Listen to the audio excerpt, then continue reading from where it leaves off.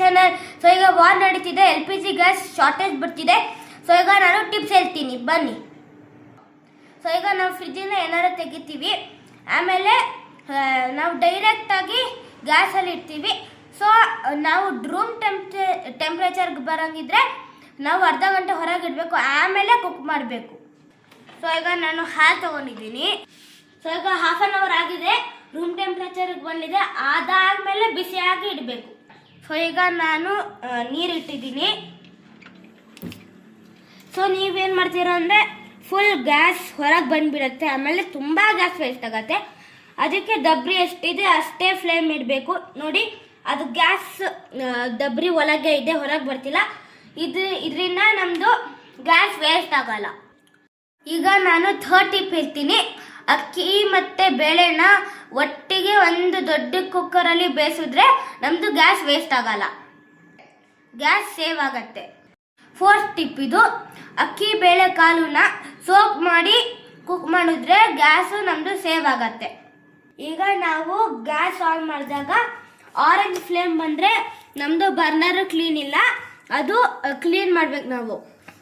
So ನಮ್ಮದು blue flame ಇದೆ, ನಮ್ಮದು ಬರ್ನಲ್ಲು ಕ್ಲೀನ್ ಆಗಿದೆ.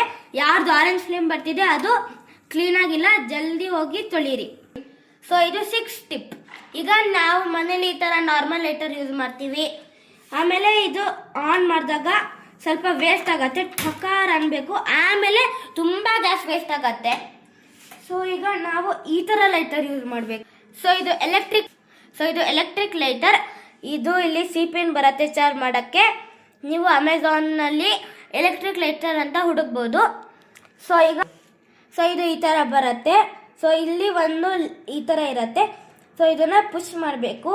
ಆಮೇಲೆ ಇಲ್ಲಿ ಒಂದು ಸ್ಟಾರ್ಟ್ ಬಟನ್ ಇರುತ್ತೆ, ಅದನ್ನ ಒತ್ತಿದ್ರೆ ಇಲ್ಲಿ ಪರ್ಪಲ್ ಫ್ಲೇಮ್ ಬರುತ್ತೆ. ಸೊ ಇದು ನಾನು ಎಲೆಕ್ಟ್ರಿಕ್ ಲೈಟರ್ ಯೂಸ್ ಮಾಡ್ತಿದ್ದೀನಿ.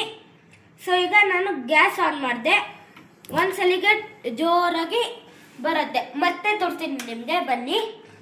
ಸೊ ಈಗ ಇದು ಆನ್ ಇದೆ.